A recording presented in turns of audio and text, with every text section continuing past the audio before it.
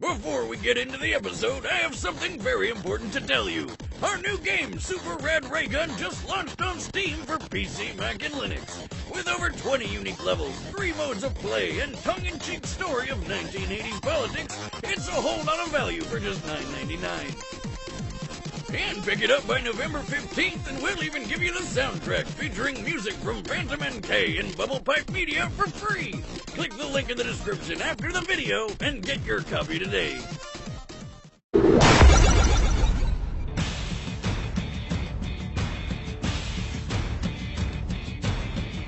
Pure, unadulterated rage.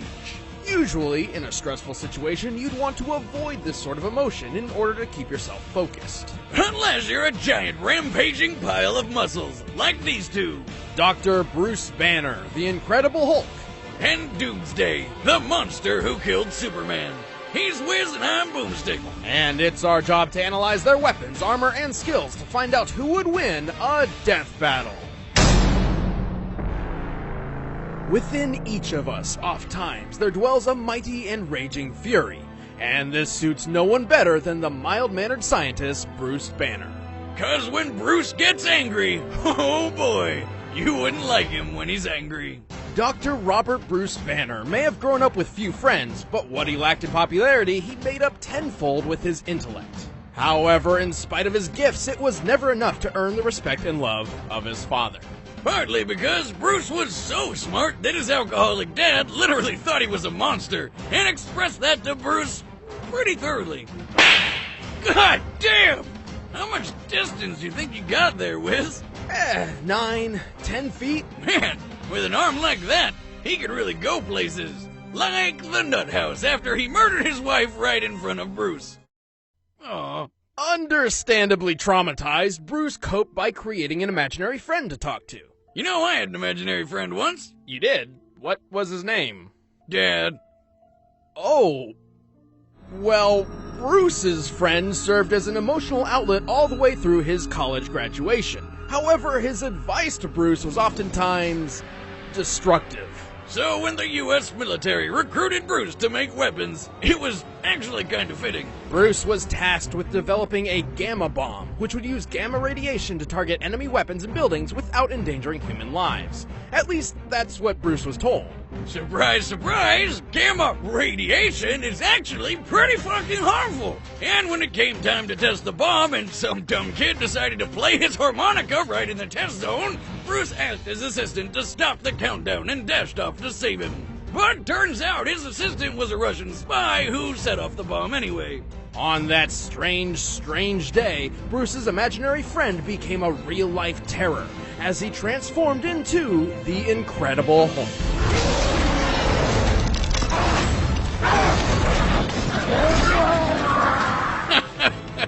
Really? Yes, apparently. Ever since, whenever he's angry, Bruce's body and mind morphs into that of the Hulk's, granting him unmeasurable power. While he loses Bruce's brain power, the Hulk is ridiculously strong. He can leap great distances, survive the harshest environments, and most importantly, smash the crap out of everything with his bare fists. He also knows a technique known as the thunderclap, which creates a shockwave that can deafen foes, level forests, and push back explosions. As if he needed anything more than that, the Hulk has a healing factor that gives Wolverines a run for his money. You're healing. You should be dead. He's super strong and super hard to kill. What's not to like?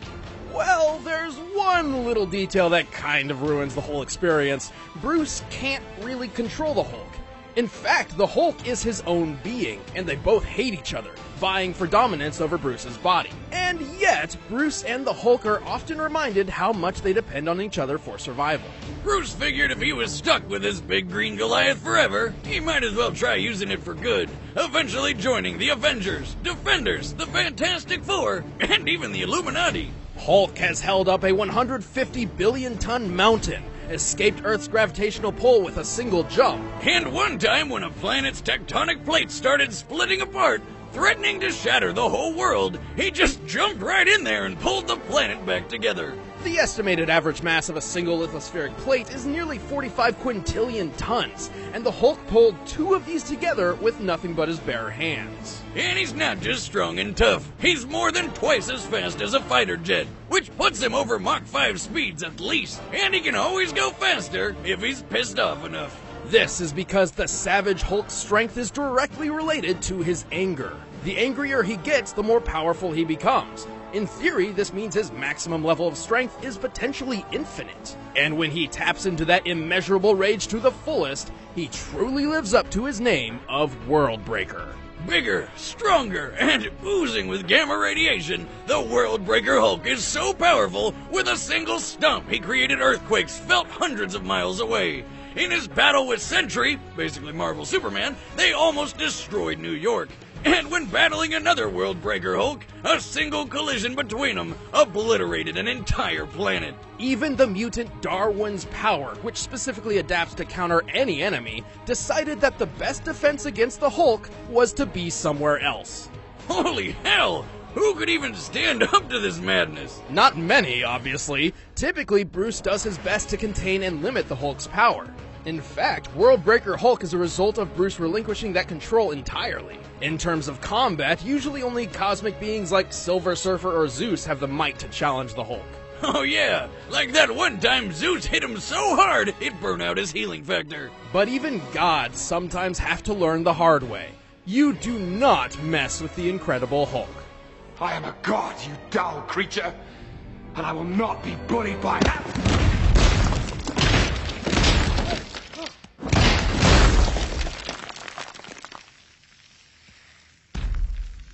Puny god. What if all you had ever known was hatred and aggression, violence and pain? This life is reality for YouTube comments, Doomsday. Yeah, the Doomsday guy. Thousands of years ago, on an uninhabitable prehistoric planet which would one day be known as Krypton, a scientist named Bertrand intended to engineer the ultimate life form. Yep, it's another one of those stories, but with one hell of a twist. See, at this time, Krypton was a harsh wasteland filled with nothing but sharp rocks, poisonous air, and violent predators. Bertrand believed that if he could create something that could live through that, they could survive just about anywhere. To realize this theory, Bertrand acquired an infant from somewhere, and through a rapidly accelerated evolution process, attempted to transform him into his dream creation.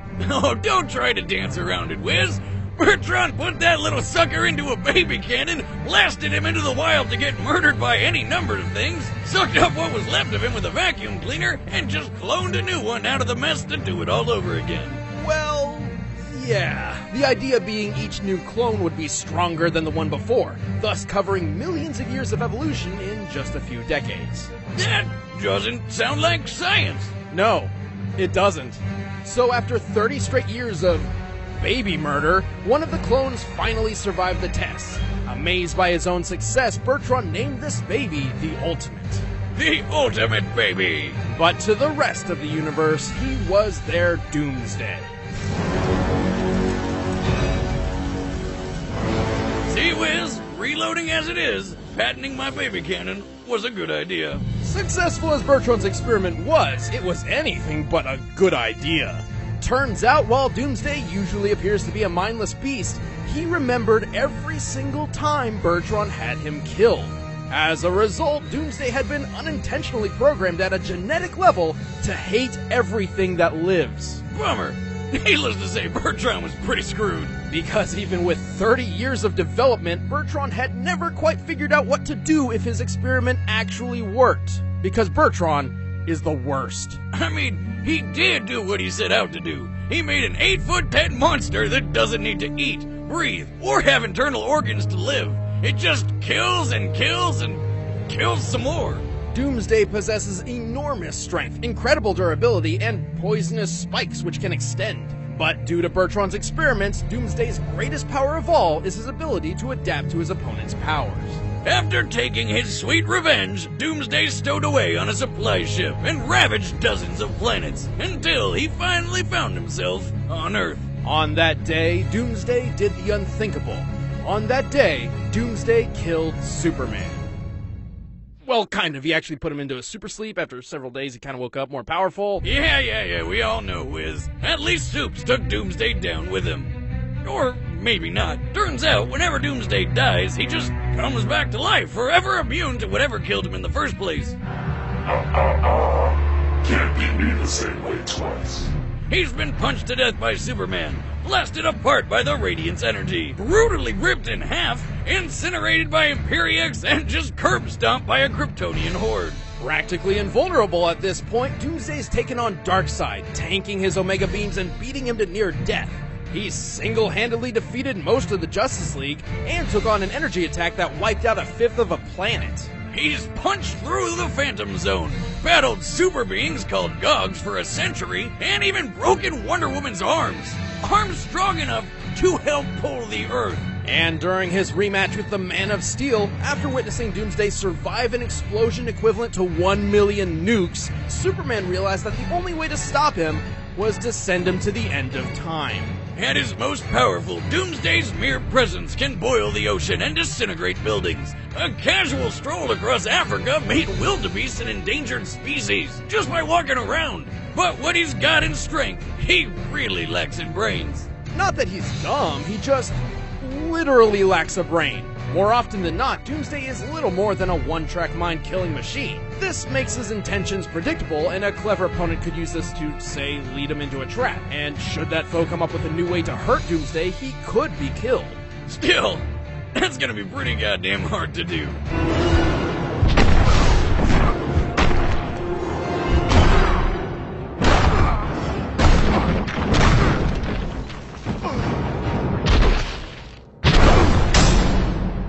Alright, the combatants are set. Let's end this debate once and for all. But first, Wiz won't stop talking about this thing, so he wants to tell you about it. As a man of science, I analyze everything from the car I drive to the razor that shaves my face. I only use a razor I've scientifically proven to be of both quality and value. I use Harry's. Thanks to their factory in Germany, Harry's produces quality razors at half the price. Just $2 a blade.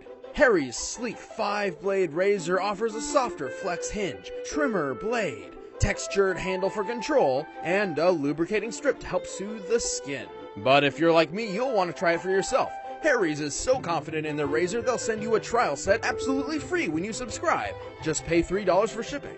And as a viewer of Death Battle, you can get a free bottle of post-shave balm, which soothes and relieves skin after shaving and helps reduce redness. Just enter the code DEATHBATTLE at checkout. So head on over to harrys.com by clicking the link in the description below and get your free trial set and post-shave balm. Just remember, use the code DEATHBATTLE at checkout. But right now, it's time for a death battle!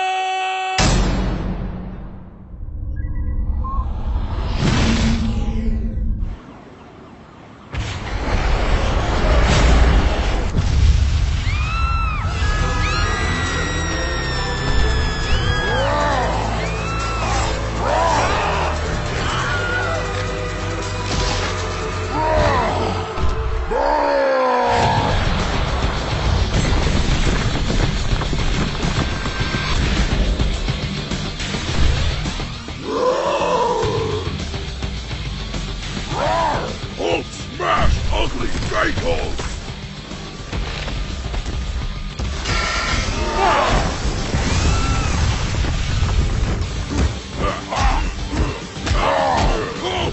You like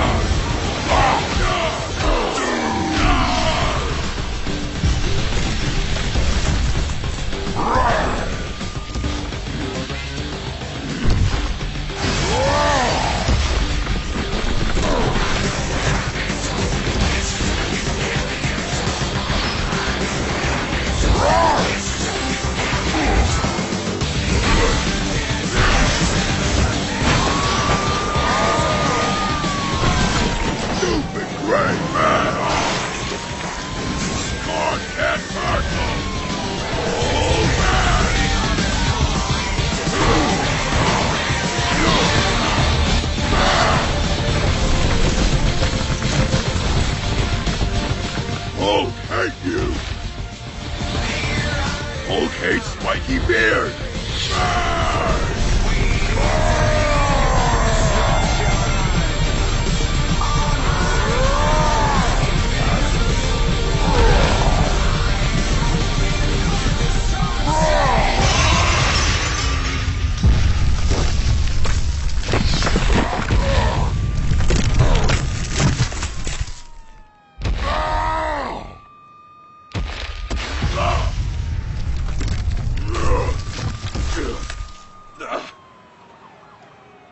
You break buildings good, but Hulk, break walls!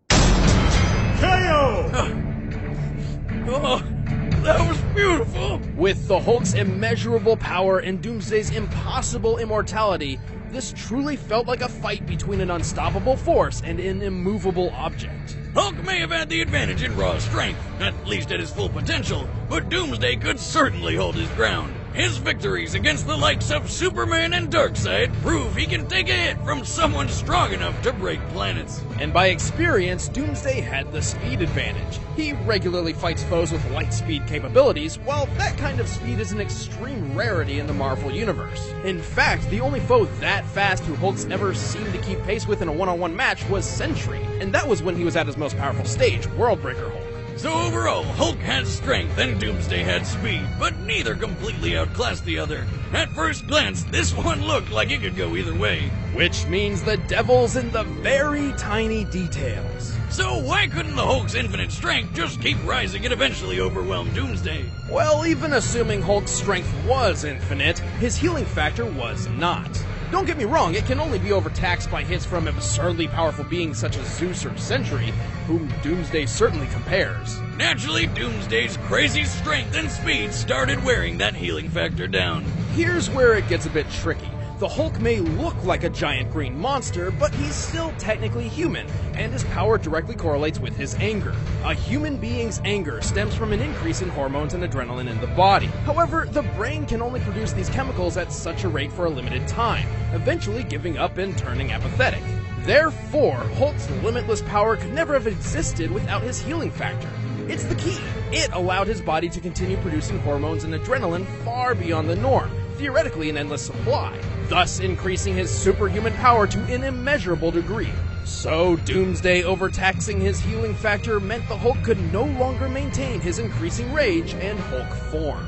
And if you're still skeptical, that's why there's a bunch of times in comics when a huge impact forced the Hulk to turn back into Bruce Banner, including that battle between Worldbreaker Hulk and Sentry. With his healing power beaten down, he literally couldn't keep himself angry enough to stay in Hulk mode.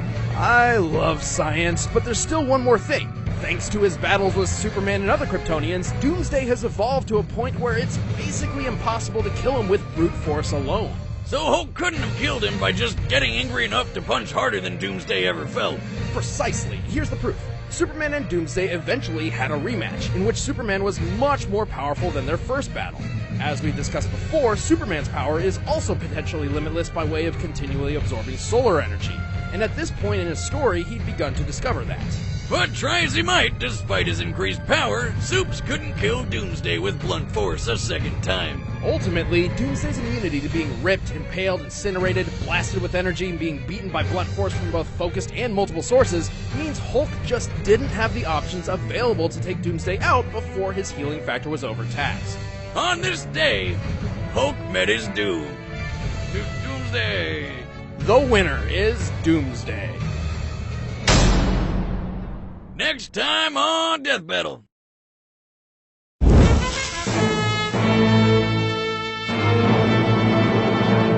Hey guys, I'm Ben, I play Wiz, this is Chad, he plays Boomstick, and next up we've got Zorro from One Piece. Stick to our Twitter to find out who he's going to be fighting. Want to watch Death Battle on your big screen? First members can now download the Xbox One and Apple TV apps. It's great, but super important. We just launched a brand new video game. It's Super Rad Ray Gun. Link in the description. Click it. Check it out.